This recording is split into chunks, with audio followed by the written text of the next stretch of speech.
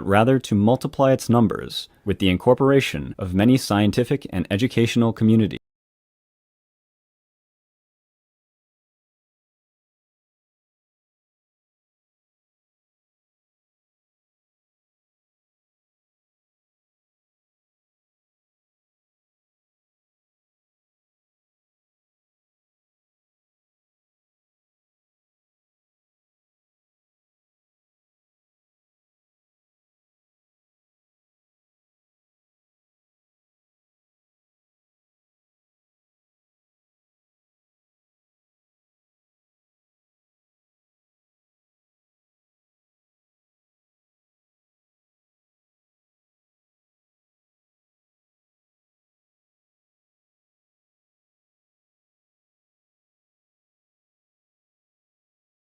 Please subscribe to us on YouTube, Ecomodern channel.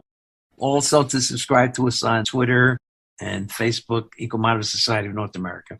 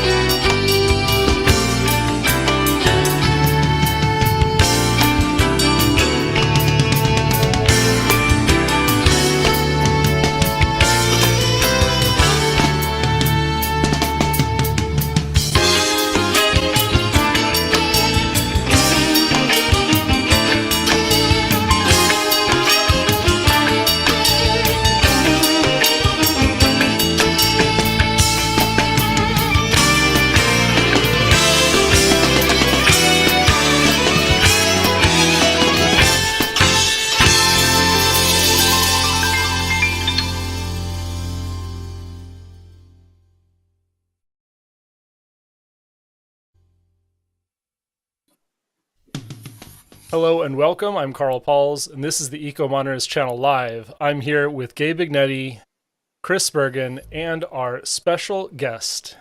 Andy Dawson graduated in nuclear engineering in 1982 from the University of Manchester, where he later received a master's in science.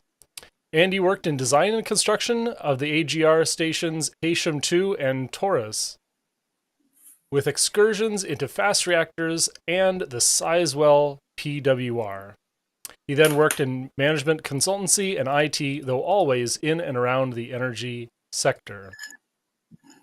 Prominent nuclear power supporters Mark Linus and George Monbiot have said that the Hinkley C nuclear plant under construction in Britain should be scrapped.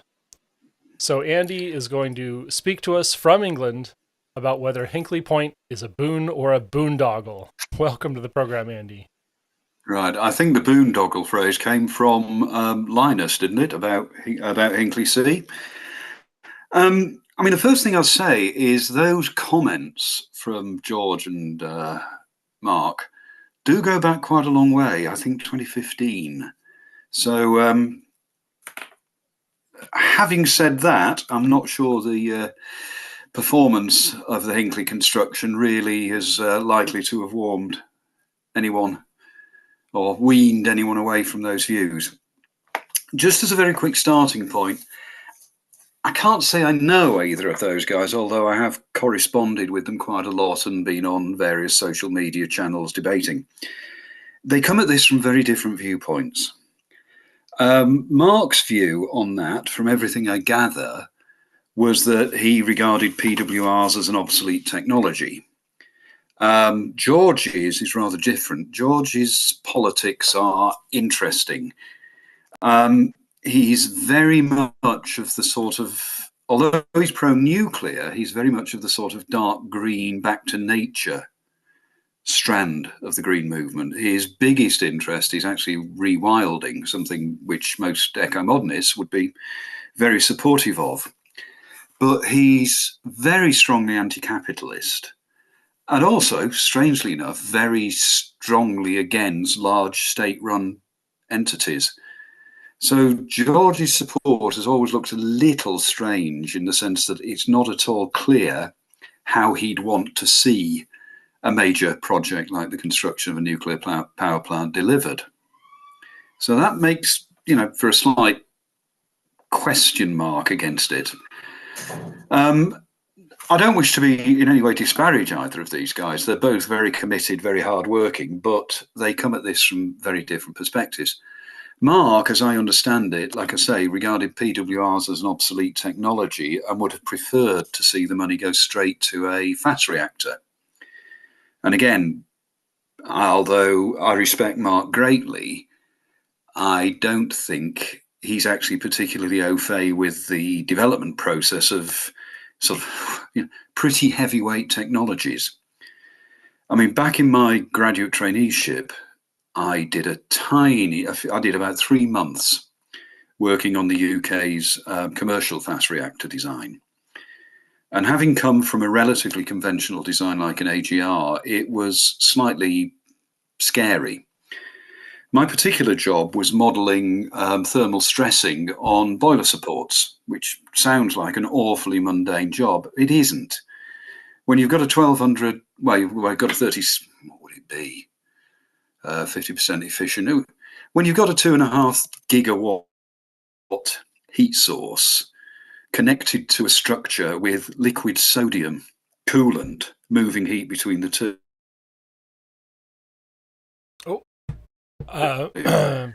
Modelling I did, something like 8 or 9 inches of movement when it went from temperature to high. So we've got a little bit of internet glitches in your anecdote. You were saying it's a very large station and the amount of movement between some of these components was 8 or 9 inches. Yeah, absolutely. Simply due to the speed of temperature change, the thermal response. So to simply say, oh, well, let's develop a fast design really doesn't quite cut it. So I got one thing, I mean, Gabe will know, he'll have seen me commenting on various pages on Facebook and so on. I will admit, overall, being a rather conservative in favour of the technology, in terms of the technologies I tend to favour.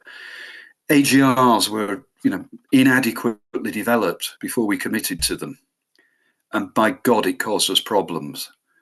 By contrast, we bought an absolutely conventional, off-the-shelf, 4-loop, 1200 meg PWR for Sizewell, and it went in on time and budget, despite the fact we did our usual thing and mess about with design changes.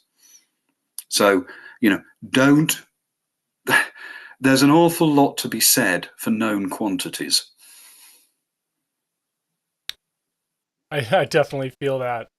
So to get to some of these questions, why is it, do you think, that Mark Linus and George Monbiot feel so strong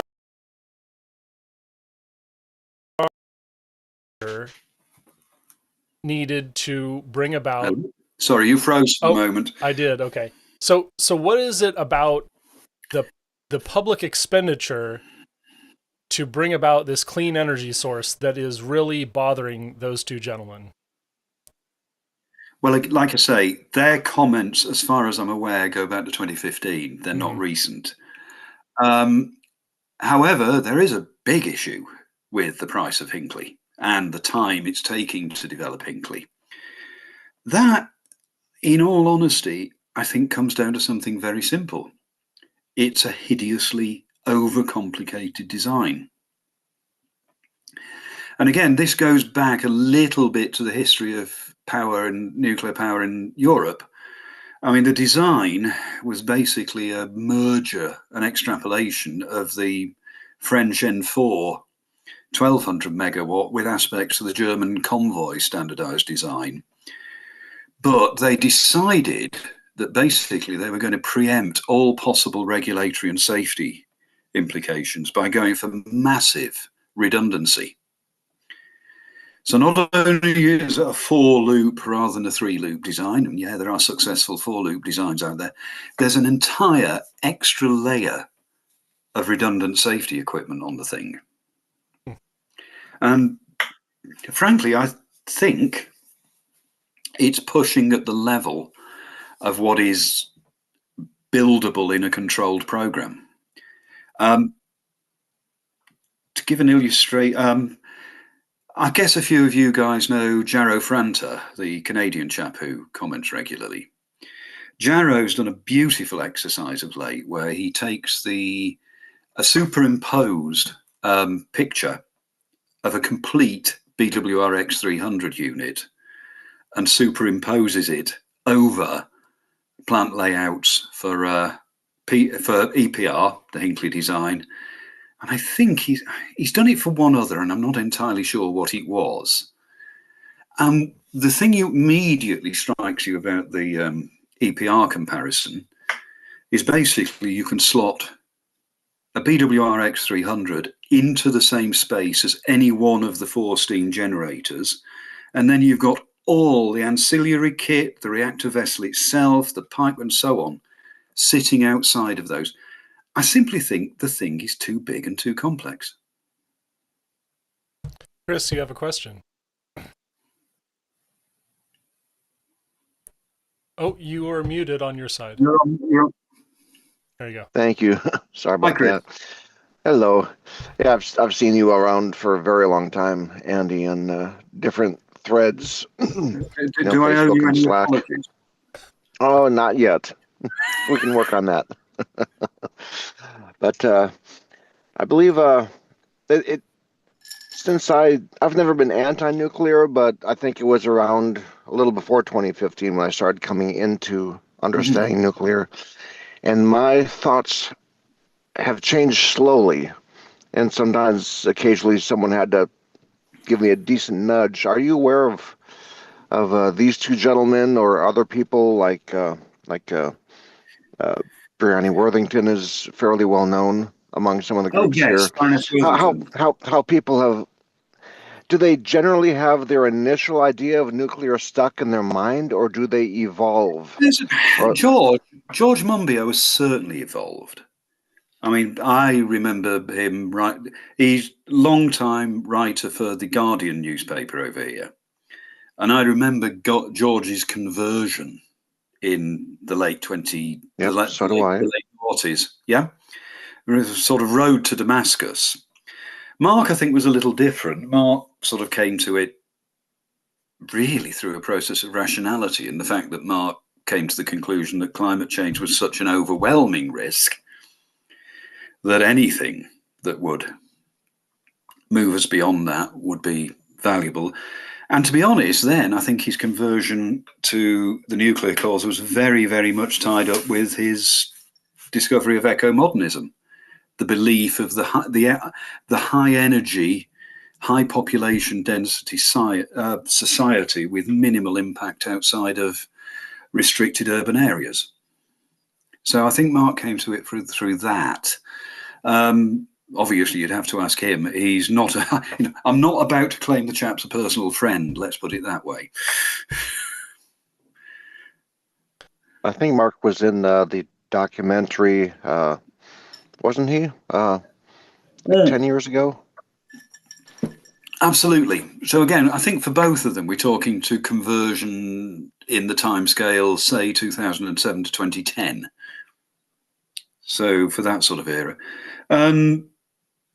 Baroness Worthington, I think, possibly goes back, her decision to support nuclear probably does go back somewhat earlier than that.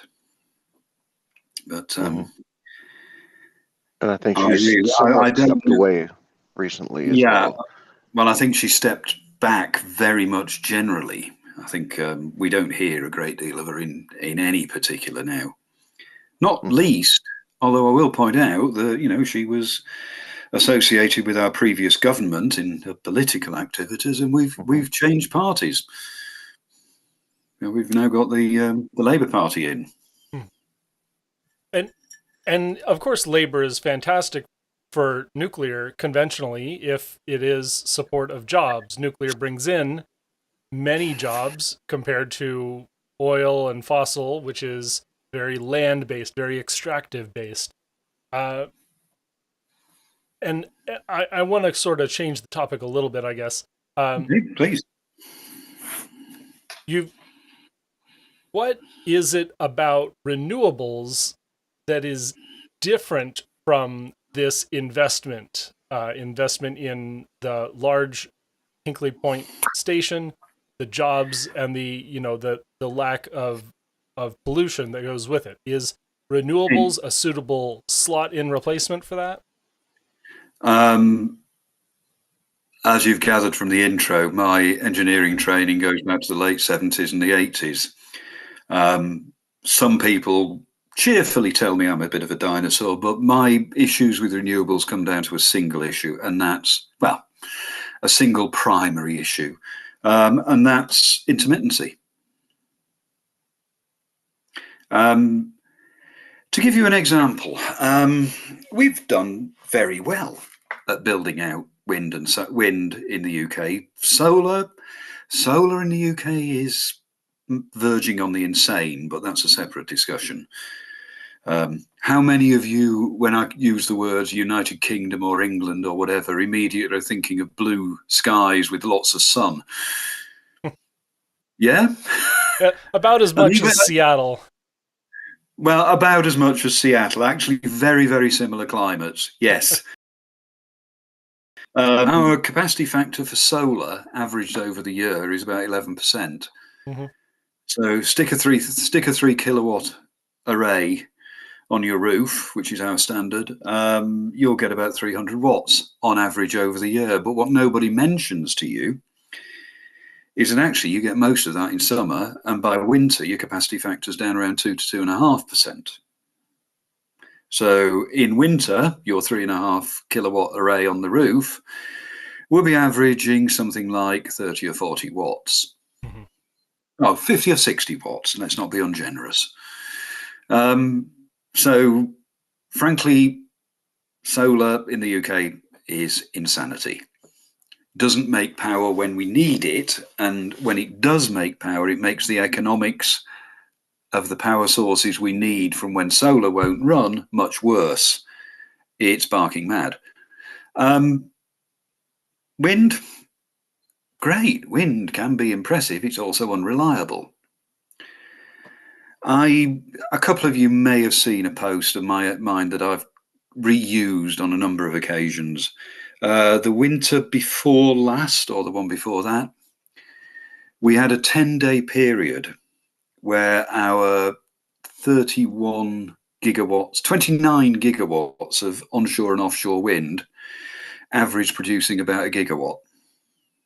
Now, thank Christ, we had lots of interconnectors and lots of gas-fired capacity, and even then coal-fired capacity to light up and keep running. But if you ever work out the sheer shortfall that storage would have had to have produced, it's just horrifying. It's just beyond the levels of sanity. So there's a problem with storage. I mean, can't you simply build more batteries? Is that not feasible? Not when you crunch the numbers. I mean, seriously, our biggest operational energy storage plant is a place called Dinorwig in Wales. There's a bigger one about to come on stream, but for the moment, Dinorwig can hold about 10.5 gigawatt hours. This particular outage, or not, outage is the wrong word, this particular period of low output effectively left a shortfall of around 10 gigawatts for 10 days. 2,500 gigawatts. And so that's only gigawatt hours. That's only 200 copies of that battery station. There's no, it's not. I am pretty sure more. You'd find.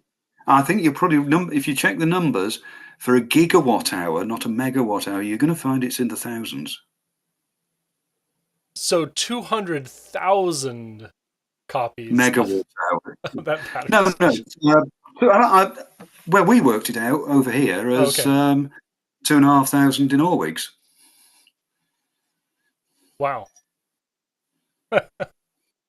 2,500 copies of this enormous, and what was there a price tag on that battery station? Yeah, they're far. This is a hydroelectric pump storage hydro, which is far cheap. Which is between between a factor of 10 and 100 cheaper than battery. Yeah. Per gigawatt hour storage. So who knows? There's no way to replicate it then. Well, I did do some number crunching. I think if I remember the numbers rightly, and I'd have to go and check them, battery would have cost something like our entire GDP for 3 to 4 years.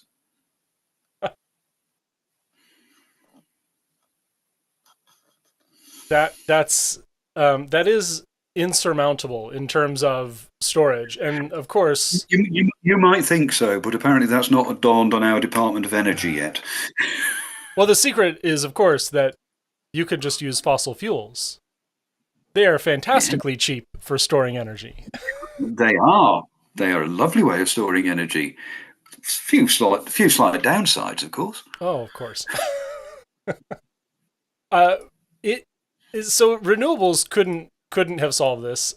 Is there a solution? Is there Hinkley Point C perhaps downsized, simplified? Is that the kind of solution that you're looking at? Right. Now I shall watch for Gabriel wincing, because this is something he's probably sick of seeing from me online. There's only one design at the moment that's up for production for which I feel genuine enthusiasm, and that's the BWRX that I mentioned earlier. We obviously need to build things with a radical simplification compared to what we're building at the moment. Now, yes, going to smaller reactors makes that easier. You know, the basic essentials of heat transfer, surface area, heat production is proportional to volume, heat removal is proportional to surface area. And that makes life a lot easier if you're on a smaller unit.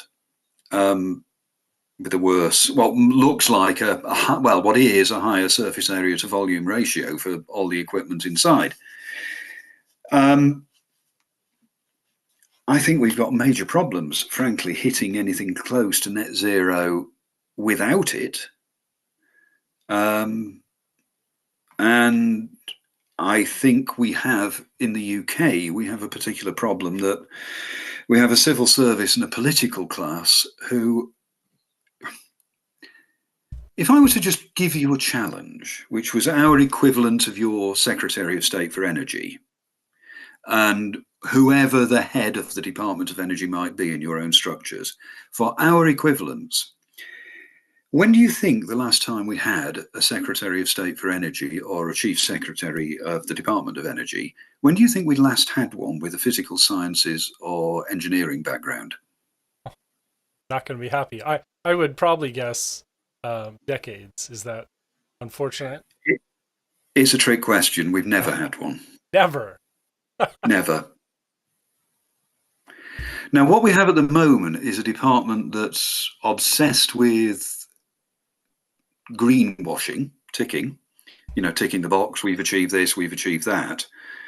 And they're heading down a line which I don't think they themselves understand, where essentially the plan is to massively overbuild renewables, particularly offshore wind, in the hope that something viable in the storage front will come along. And, well, if the shit hits the fan, we'll simply have to light up the gas-fired plants. The problem is, how do you keep the gas-fired plants going when they're offline 90% of the time and not making any money? So we're now in a situation where we're actually paying plant to stay connected to the grid and not run, and then having to pay some truly terrifying prices when it does run. Our energy prices are way higher than yours, largely because of these initiatives. But if I were to tell you that the average wholesale price of a megawatt hour on the British grid will sit for most of the year between £50 a megawatt hour and £100 a megawatt hour, and that we've had excursions during periods of low renewables output to well over £3,000 per megawatt hour to bring gas-fired plant online, how sustainable a situation would you think that is? It is the Enron. I mean, we have this famous saying I know. in nuclear, the Enronification of energy. Again, yes, it's barking mad. I mean, it's what happens when people who have no understanding of the physical realities of energy supply and reliability make policy. Let's get to Gabe's question. Go on, Gabe. Okay, yeah. How good is the rest of Europe in supplementing that problem if you've got a real shortfall with wind? Well, the Germans run mostly off coal. The French obviously don't have a problem. They run nuclear. Places like the Dutch, the Belgians are much in the same place as ourselves. And most of Southern Europe is just chaotic. Sorry, that's a very British way of looking at it, but the Scandinavians seem to hang it fairly well together. But again, the Swedes and the Finns are both 50%-ish nuclear grids.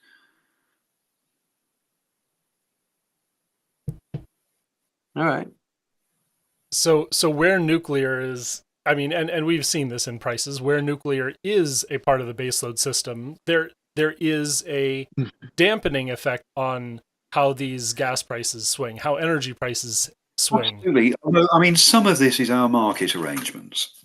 Again, let's not go there. If I can recommend someone to read to you, and you can find he's got his own website online. It's a chap called Dieter Helm, Helm. He's professor of energy economics at Oxford. And he is a voice of complete sanity in all of this mess. Our particular problem is we've now, through our various forms of renewable support, we've built in so much negation of the market process by guaranteed prices, subsidies, and so on, that effectively, and these are all contracted for plant life or for significant periods, it's going to be awfully difficult to extract ourselves from this mess. So Helm is well worth reading. Sorry, this is, I think you're probably looking for something a bit more engineering in this, but this is also my sort of former management consultant mindset coming through, the economics, but it all goes a bit crazy. I think that'll help our audience out quite a bit. You've even worked with gas cooled reactors and fast reactors, alternative designs. Yeah, I won't overclaim. Like I said, it was about 3 months very early in my career on the fast design, but yeah, the AGRs were most of what I work with. And are those good alternatives for the future?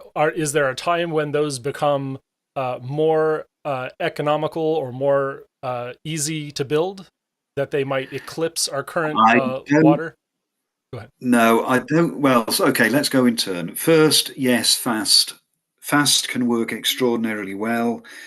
The core design of the TerraPower plant that's being built at, is it Kemmerer in?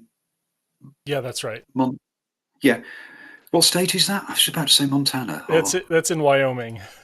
Wyoming, sorry. Yeah. It's up in that area. It's out that corner. Yeah. The core of Kemmerer, or the core of TerraPower, is actually the old GE Hitachi prison, which is EBR2 scaled up slightly. So that can sure as hell work.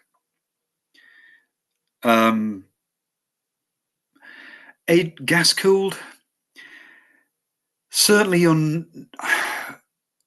we tried to build too big on the gas cooled plants. You end up with having to do things like pre-stressed concrete pressure vessels, because inherently a graphite moderated gas cooled reactor is massive compared to a PWR core. The core of the reactor compared to the PWR core or BWR or whatever is huge.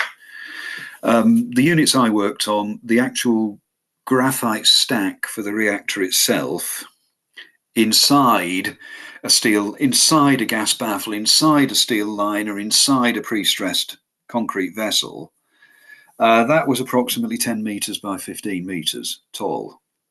Now, just envision, let me try to, about 12 yards by 17 or 18 yards, if you prefer. Something like 3,000 individual graphite bricks stacked together make that core, lock together with graphite keys and so on. And that's what's now limited the life of the reactor, because of the sheer scale and the way the graphite reacts. It distorts proportionately to its radiation exposure, and it's an ultimate life limiter. So do I see big gas-cooled units being built again? No. I think there might be niches. I mean, X-Energy, XE100, as a source of industrial heat, yes. But again, you're on the right side of that surface area to volume problem. It'll be interesting to see how that shakes out in terms of things like helium coolant and pebble bed. I'm wary about pebble bed designs. There's too many things moving around and rubbing against each other and so on.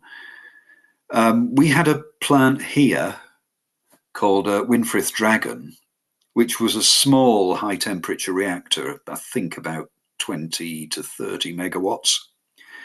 And that design was largely taken by the US and scaled up for Peach Bottom, Fort St. Vrain. Now that ran into all sorts of problems, but almost all of those came back to one thing, which was about water ingress into the helium coolant. Avoid things like that, and I think they could be successful at up to about the 100 megawatt scale. Anything where you can't use a steel pressure vessel is going to be a pain in the rear.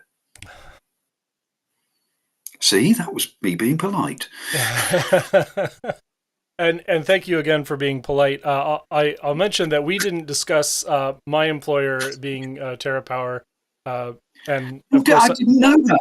See, I really didn't know that. I didn't pay you under the table for that compliment because No. I can't actually comment on my employer's work, and so thank you again for the compliment. I hope it continues. We have another issue over here, which is we've got a huge backlog, a stock of reprocessed plutonium. Something over 100 tons. Now, no, it's not bomb material, so let's not get the old proliferation panic going on. But we were supposed to be coming up with a solution for that, and one of the bidders was GEH. We're going to build us a prison purely as a plutonium burner. And I still, to this day, don't know why that fell through.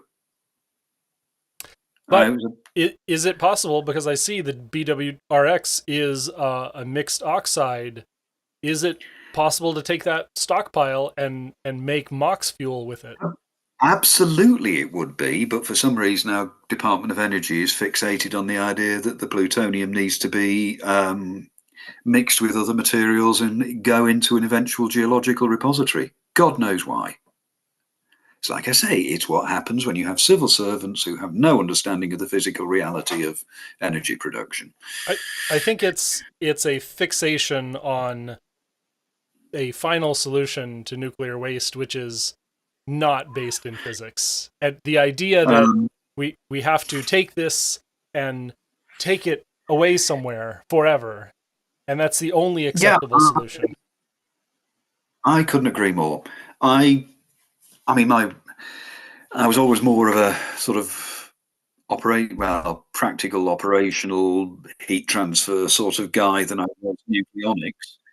But I've never, ever understood the aversion to MOX. Yeah. And I was looking at the stats, the burn-up rate for that BWRX, that's about 50% better than the US reactors. Ours are 60 gross megawatt ton days, and the MOX in BWRX is about 100, 110. As far as I'm aware, we've got 4 entrants still standing for our SMR project. All of them seem to have similar burn-up. And I think that's just progression of design, progression of fuel design, particularly ability to maintain fuel integrity. So yeah, it's got a lot better. I mean, I think if I remember back, I think I was talking at Hesham, we were talking 50 gigawatt days per ton, something of that order. That was largely because we clad. Hey, now here's a thought. This did work well. We clad the fuel in stainless steel. You have to get stainless steel awfully hot to melt, and it doesn't react with steam. You just need to up the enrichment a bit. Now imagine if they'd done that for Fukushima. Well, yeah, that's not having hydrogen, and it was a hydrogen explosion. That would be absolutely. That would be an awfully good idea. Yeah. Yes, sort of thing that improves your day. Yeah.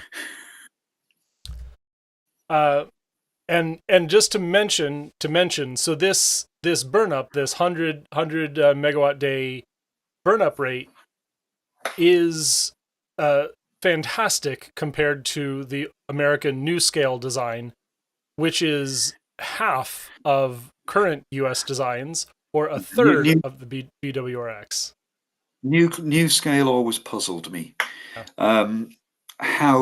How a 50 and then a 70 megawatt module could potentially ever be competitive really puzzled me. And I apologize if any of the guys on here are NuScale enthusiasts. I don't think so. Gabe, you have it, or Gabe has a question. Yeah, I want to double back to Hinkley. Yeah. Is it you said like it's over, the plan is that it's overbuilt for safety way beyond what needs to be, and that's driving the expense crazy. Is it too late to prune that back? Yes. Apart from anything else, you'd have to go through the entire licensing process again. And you'd have an awfully big... What they attempted... I was going to say, you'd have an awfully big and empty dome. A huge and very empty containment. Yeah. Yeah, That's done. Yeah, just to track back, what the concept that Arriva, who was originally Arriva and Siemens that really had behind the design, was that yes, they accepted they'd added complexity, yes, they accepted they'd added cost, but they tried to scale the damn thing up so that you could then at least have some offset on an economy of scale. And the is it Taishan where they're built in China? The Taishan units are 1,800 megawatts. So what they were trying to do was push the design to be as large as possible to offset the cost of complexity. And they've not managed to license it in a Western country for more than 1650. I think 1620 is the license for Hinkley. And there is another issue, to be fair to EDF, that we Brits have managed to do some bloody stupid things in the process. So we develop a licensing process on the basis of replicating existing plants, our generic design authority, or design authorization, or whatever the title is, approval, generic design approval, and then insist on 7,000 changes compared to the reference plant. Why are you changing it? Why stop? There's a reference plant. Just use that. Did it fail the first time? Did the reference plant have a problem? Well, it's Flamanville in France, which was very heavily delayed and has got some pretty major manufacturing glitches, which sooner or later are going to have to get fixed. But some of them, the biggest single one was the control system was digital and incorporated the emergency shutdown process. Now, our regulator, and to be fair, the Finnish regulator at Oluquoto, didn't like that and insisted on a separation. So effectively, that redesigned most of the control system and a large amount of the instrumentation. A couple of the other ones are quite spectacular. So one of the nice things about being on a small wet island is we've got lots of seaside sites, oceanside sites to put our plants, and we don't need cooling towers, condensers, and so on. So our environmental regulator, not our nuclear regulator, to be fair on this case, saw that and thought, how can I make that more difficult? So the seawater intake for Hinkley Point C condenser cooler is 7 kilometres offshore. Yes, that's right. We've got a 7 kilometre, 5 metre pair of pipes running out to 7 kilometres offshore for the water intake, and the dump of warmed water. I know. Yeah. So that is that's a big cost. Is that something that could be cut? Oh, hell yes. In fact, every other UK nuclear site, a coastal nuclear site, has a nature reserve around it. And in almost every case, that nature reserve offshore is vastly richer than it would be because most of the fish absolutely adore the warmed water.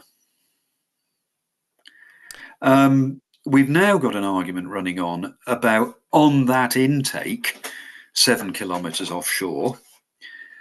Do we need to install an acoustic barrier to stop fish getting sucked into the cooling system?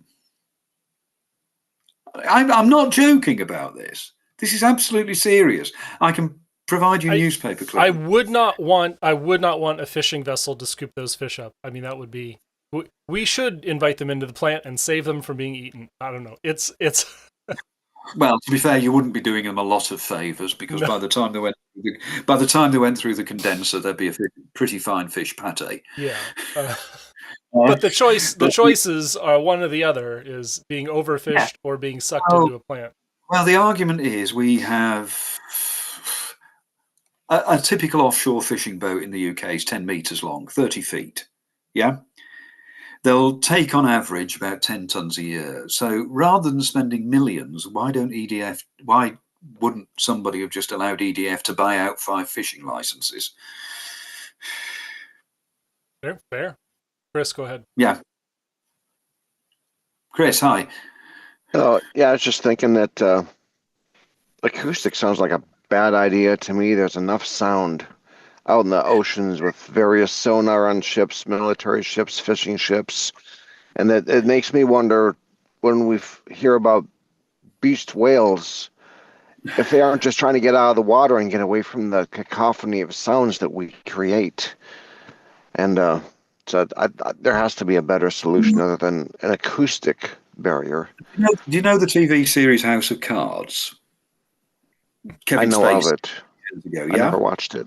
Well, I don't know if you're aware of this, but that was a US remake of a British series. Not surprised. And the Prime Minister character in it, who was totally evil, Francis Urquhart, had a sort of standing catchphrase when he was planting stories with journalists and they'd question him. The response would be, "You might think that I couldn't possibly comment." Now, that's exactly what I'm going to say to you about the acoustic barrier. You might think that I couldn't possibly comment.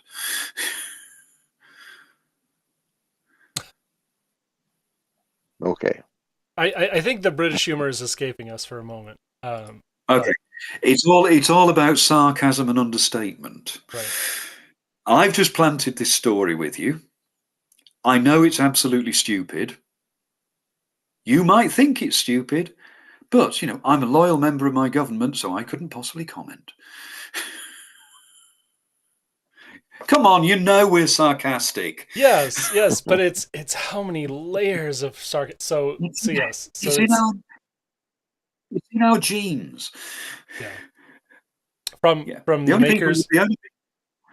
Sorry, go ahead. I was going to say, from the makers of Tinker Tailor Soldier Spy. And Faulty Towers. Yeah, I'll be honest. I'll be honest. If you get involved with British government, it's far more like Faulty Towers than it is Tinker Tailor. Oh well, that was a good bit. So, is there anything you'd like to bring to our attention? Any closing thoughts that you have?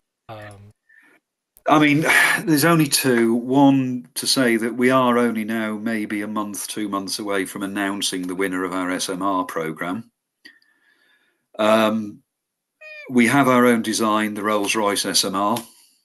There are 2 places. There are 2 projects that will be built. At least probably 3 to 4 examples of each type. The Rolls-Royce one inevitably will get one because it will be political. 2 non-UK designs. And I'm very much hoping the second will be BWRX, but we'll have to see. Just for awareness, the others that are in the running are AP300 from Westinghouse and the Holtec design, of which I know comparatively little. So watch the news on that. The second thing is I'm dearly hoping that the current sort of political turmoil, and particularly about BWRX being prototyped at Darlington in Canada, I'm just hoping to God the current political turmoil is not going to affect that. Well, I know that we did. Oh, Chris, you have a question. Go ahead. Well, I was just going to, close to wrapping up, I thought I might give Andy a chance. Before we went live, you mentioned that you do a bit of mentoring now to young people, like teenagers. And just curious, in your interactions overall, do you feel like most of them will get things better because they have social media, whereas we used to have television, and that they'll be able to think straighter and parse through I'll be blunt. the problems better? Social media is at best a mixed blessing, looking at the kids I deal with. Now, first of all, I just need to qualify this. The great majority of the kids I deal with, I'm being funded to do this through schools and local authorities and so on, and it is very much dealing with kids who've got issues.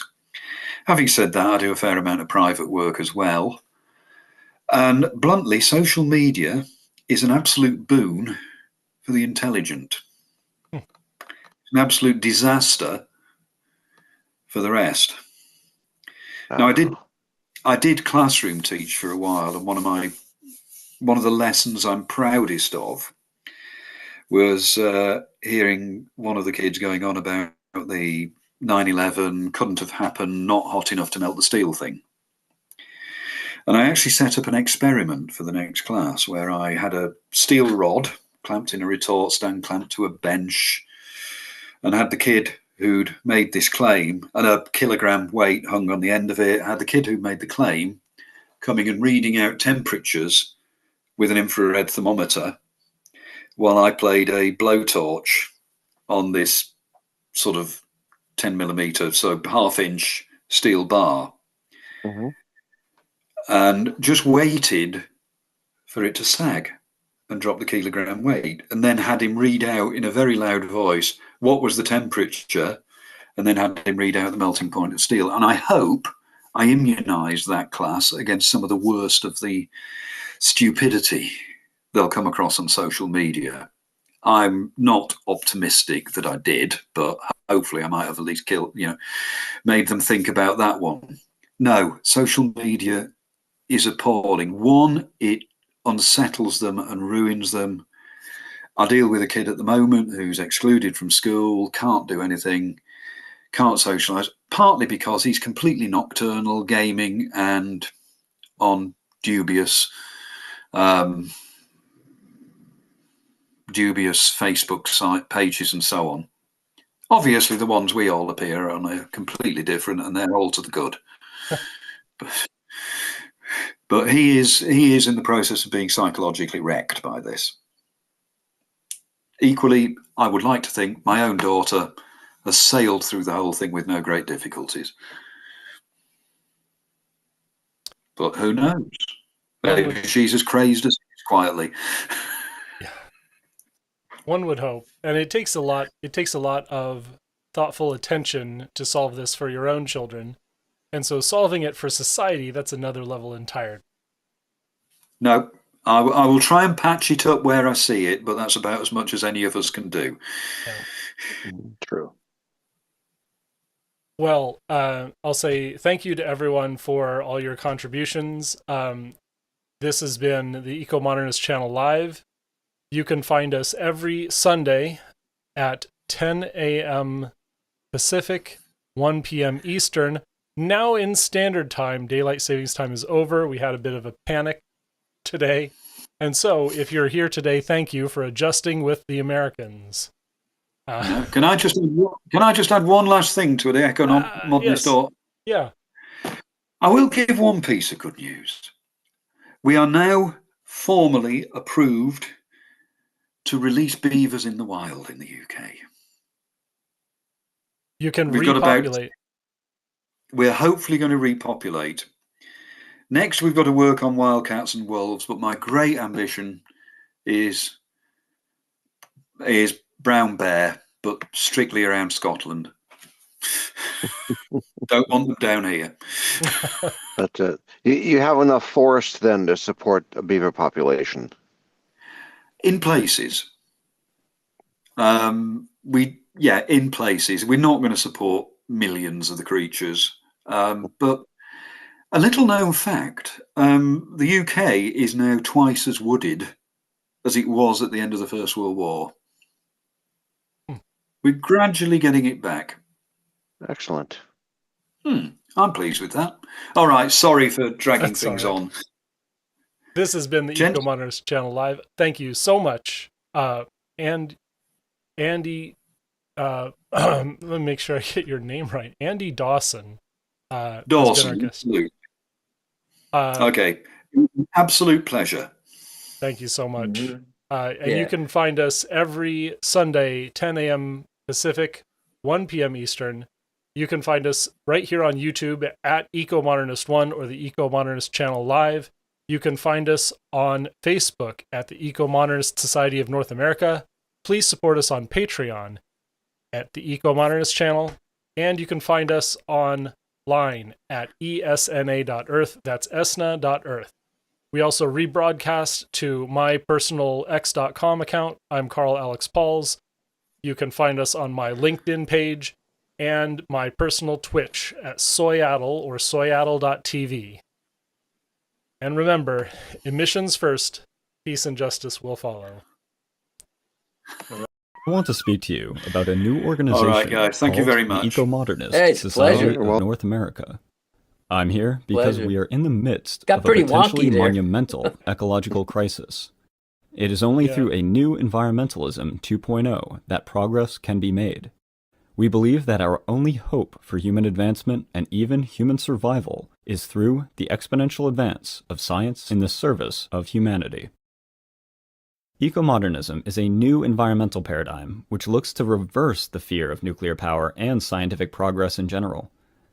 Ecology-based modernism is the most direct way to define it. Eco-modernism as a philosophy is described in the Eco-Modernist Manifesto. We believe humanity should not be rejecting technological progress, but rather separate our impacts from nature through the responsible use of technology and urbanization. Urbanization is an unstoppable worldwide trend and the best solution to many environmental problems. It offers sustainable development for the human population and is a historic antidote to both deforestation and species extinction as humans move away from using wildlife as their protein source.